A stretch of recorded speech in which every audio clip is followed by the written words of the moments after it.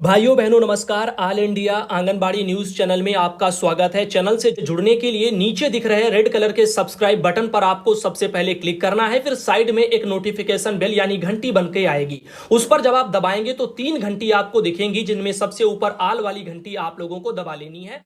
आंगनबाड़ी सेविका सहायिका मिनी बहनों, आज सुबह की सच्ची खबरों में आप सभी का स्वागत है। बहनों, ये जो सरकारी आदेश आपको सबसे पहले दिखा रहे हैं, इसमें इस आदेश के बाद से न जाने कितनी आंगनबाड़ी बहनों को न जाने कौन कौन सी समस्याएं उठानी पड़ेंगी, जिनमें आर्थिक समस्याएं भी होंगी, यानी धन का नुकसान भी होगा, साथ ही मेहनत इतनी ज्यादा होगी जिसका कोई मोल नहीं। तो आइए देखते हैं इस आदेश में। जो ये आदेश बिहार सरकार से जारी है और ये बाल विकास जो परियोजना है ठाकुरगंज यानी किशनगंज जो पड़ती है वहां से है। जिला प्रोग्राम पदाधिकारी जो किशनगंज के हैं, उनका ये 16 जून का सरकारी आदेश है, जो उन्होंने बाल विकास परियोजना अधिकारियों को किशनगंज जिले के ठाकुरगंज परियोजना में भेजा है। अब यहां पर उन्होंने कहा क्या है कि टीएचआर में सूखा राशन के स्थान पर रेसिपी अनुरूप रेडी टू कुक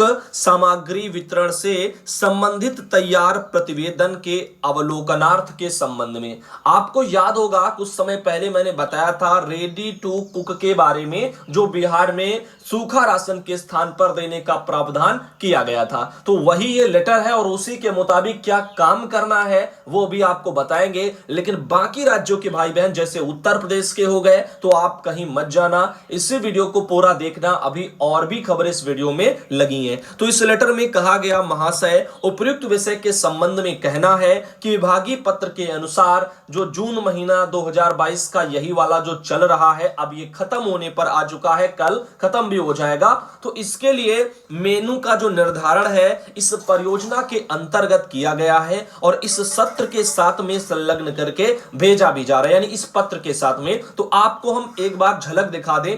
इस मैटर पर नरसिंह जी हैं जो किशनगंज से आते हैं और उनके ही परियोजना का, उनके यानी जिले का ये मैटर है ठाकुरगंज से। आप देख रहे हैं इन्होंने नीचे लिख करके भेजा है व्हाट्सएप से और इनका कहना है, नमस्ते सुधांशु भैया, मैं नरसिंह और जिला किशनगंज से, प्रखंड इनका ठाकुरगंज है और राज्य इनका बिहार है।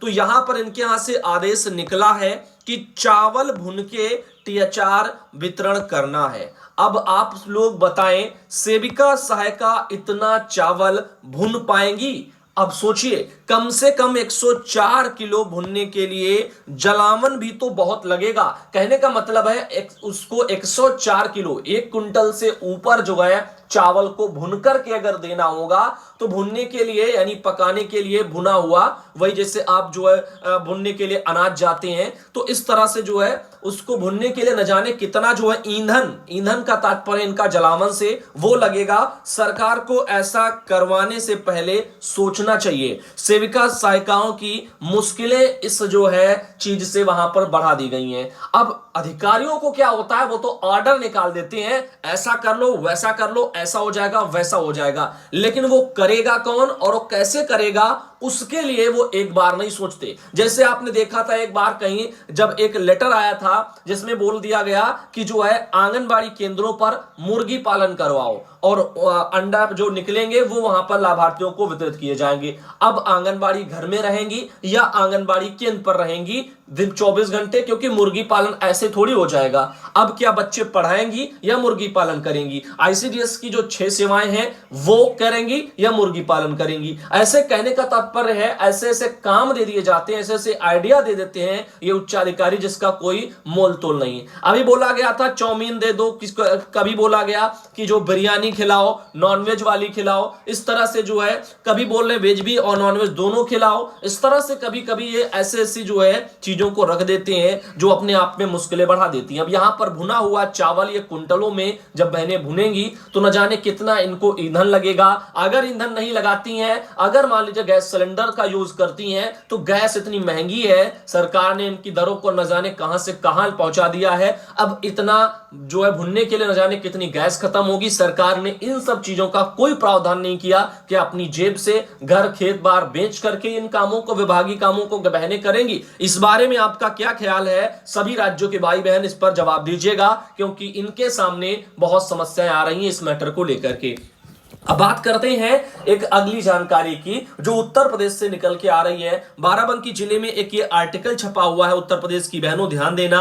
भाषा और गणित में निपुण होंगे 49,000 नौनिहाल बच्चे। बताया जा रहा है कि 12 सप्ताह तक संचालित होगी बाल वाटिका और 12 सप्ताह तक संचालित होगी बाल वाटिका, और जो चौथा सप्ताह जो आज से अभी शुरू होने जा रहा है तो उसमें जो है यहां पर क्या होगा वो सब आपको हम बताने वाले हैं। तो देखिएगा ये एक मैटर छपा हुआ है, खैर कब का है ये भी इसमें अभी स्पष्ट नहीं है, पढ़ेंगे फिर बताएंगे, क्योंकि इसमें तो जिन्होंने भेजा है, किसने भेजा पहले यही बात कर लेते हैं। ये है रानी मिश्रा बहन जो बाराबंकी से आती है और बाराबंकी में ही आर्टिकल निकला है, तो आपको बता दें इसमें क्या है।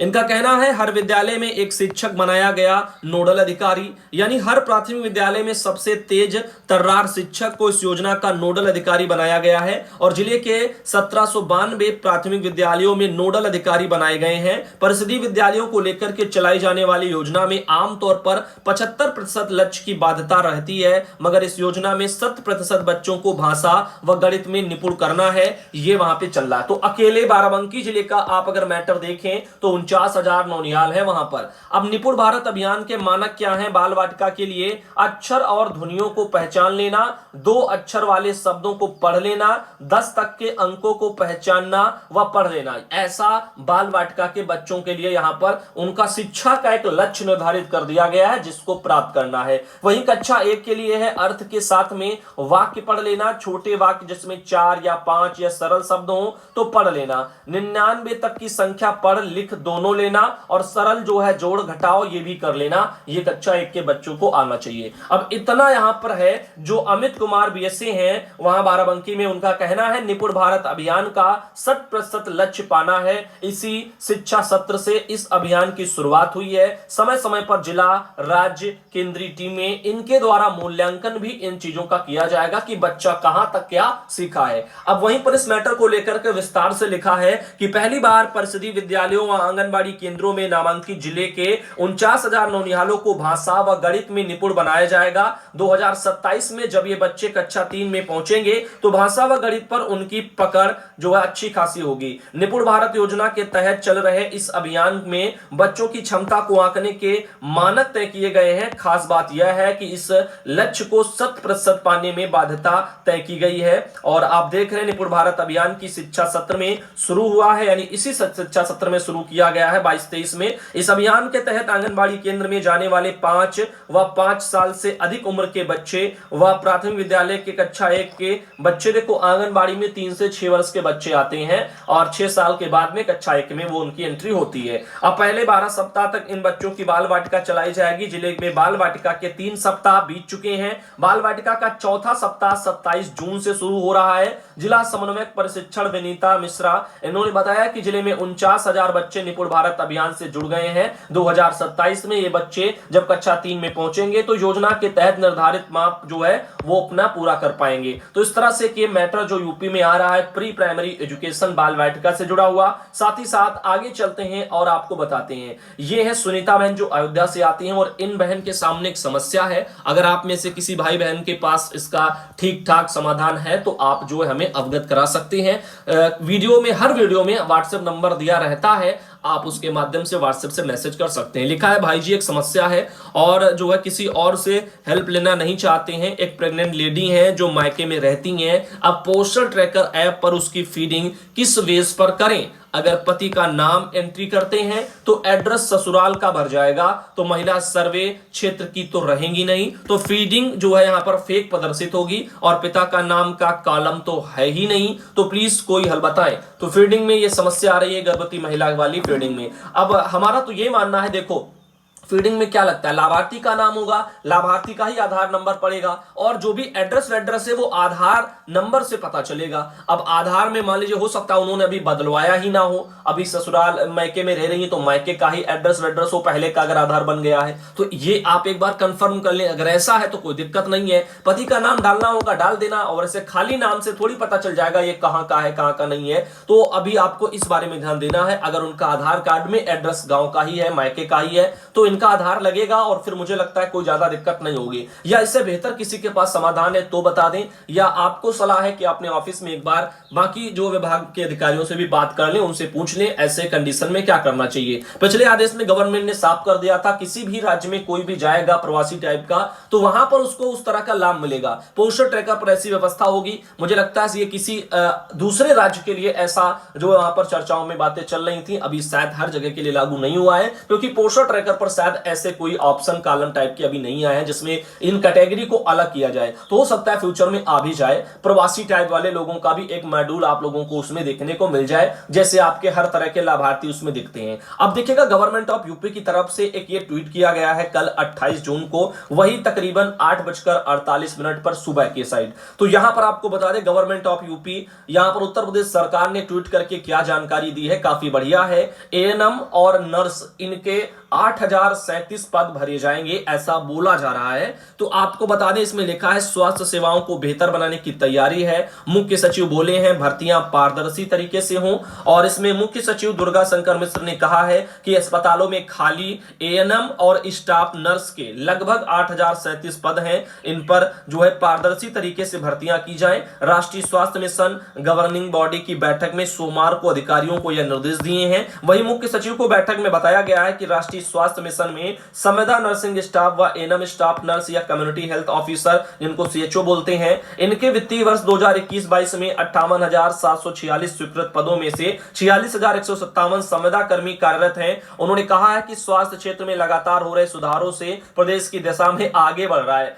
अब देखिए यहां पर अगर आंकड़ों पर आप फोकस करें तो वित्तीय वर्ष 2021-22 में 58,746 स्वीकृत पद जो हैं उनमें से 46,197 संविदा कर्मी कार्यरत हैं। आप सोचिएगा स्वास्थ्य विभाग का क्या हाल है। यहां पर जो भी हर एक विभाग को आप ले लो, धीरे धीरे करके वहां पर चीजें एक तरह से संविदा के तौर पर जा रही हैं। कोई भी चीज ले लो, अब तो आप देख रहे हो देश की सुरक्षा में लगे जो जवान हैं, इंडियन आर्मी, हर तरह की जल थल वायु तीनों सेनाओं की मैं बात कर रहा हूं, सब में अब संविदा ही मान के चलिए आप, क्योंकि 4 साल की नौकरी है और नौकरी भी एक संस्था के द्वारा इनका देखो चयन करवाया जाएगा। तो अब ये जो भी चीजें हैं वो एक तरह से ये ठेके पर जैसा सब कुछ प्रतीत हो रहा है। नौकरी और पैसे के मामले में ज्यादा कुछ अच्छा फ्यूचर नहीं है, ये आप ध्यान रखिएगा। तो आने वाले समय में मेरी सलाह यही है कि आप काबिल बनिए, अपने आप को बेहतर बनाइए, और किसी अगर आपको देखो आगे बढ़ना है, जीवन में कुछ बड़ा करना है, तो आपको अपने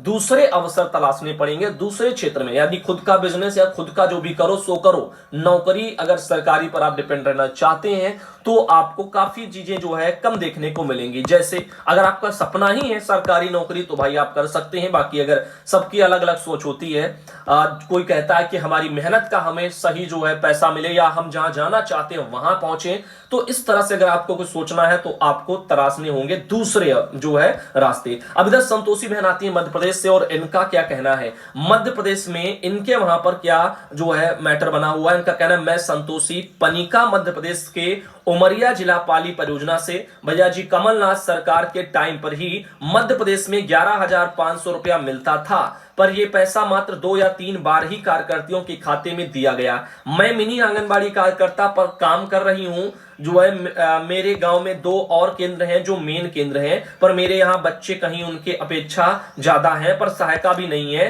क्या भविष्य में कभी भी मिनी को मेन नहीं किया जाएगा, और नहीं तो क्या सहायता की भर्ती नहीं होगी, जबकि नाम मात्र को मिनी केंद्र कर दिया गया है, काम हमको दुगना करना पड़ रहा है। इतना ही नहीं, मानदेय भी 57 जो यानी 5,750 रुपया ही मिलता है, वो भी अप्रैल जो है माह, मई माह, इनका दोनों माह का 2250 ही आया है, और फरवरी मार्च में 1,000 इस तरह से आया था, वो भी नहीं आ रहे हैं। अब तो इस तरह से समस्याएं हैं, तो मिनी को भविष्य में मेन किया जाएगा। देखो प्रावधान तो है, अब आपके वहां सरकार कब करती है, क्यों नहीं कर रही है, अभी फिलहाल इन सवालों के जवाब मेरे पास नहीं है, और फ्यूचर में कभी मेन को जो है मिनी को मेन करने के लिए मान लीजिएगा कोई प्रावधान चलता है, लेटर आते हैं, जानकारी आती है, तो ऑल इंडिया पर जरूर दिखाई जाएगी। इसके लिए आप सब बने स्वतंत्र हैं। किसी भी तरह की जानकारी यदि हमारे पास तक पहुंचती है तो उसको हम आप सबके सामने जरूर रखते हैं।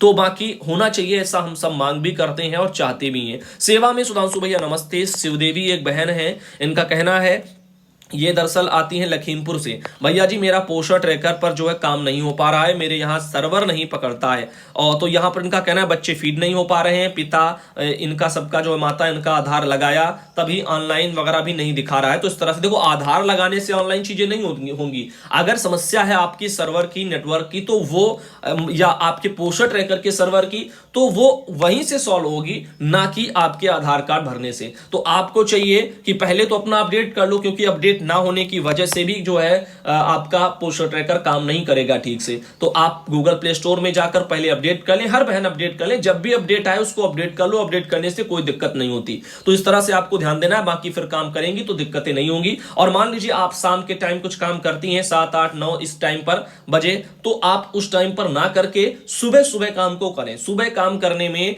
देखो आपका जो इंटरनेट का स्पीड है वो भी तेज रहेगा।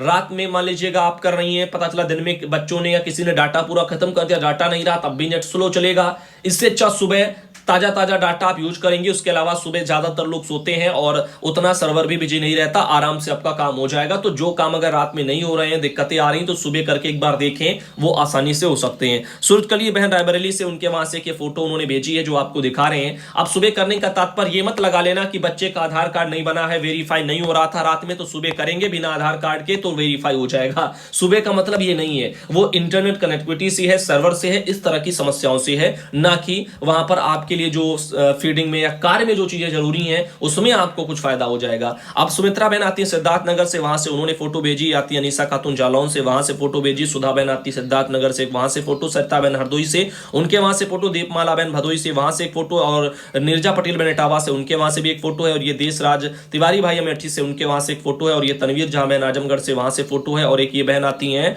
जिनका नाम रजनी है, लेकिन इन्होंने अपने जो है जिले का नाम अभी बताया नहीं है, तो अगली बार जो भी बहनें मैसेज करें जिले का नाम जरूर भेजें। उमा श्रीवास्तव सीतापुर से आती हैं। तो आज सुबह का वीडियो यहीं तक रखते हैं, अगले दोपहर के वीडियो में आप सब भाई बहनों को हम फिर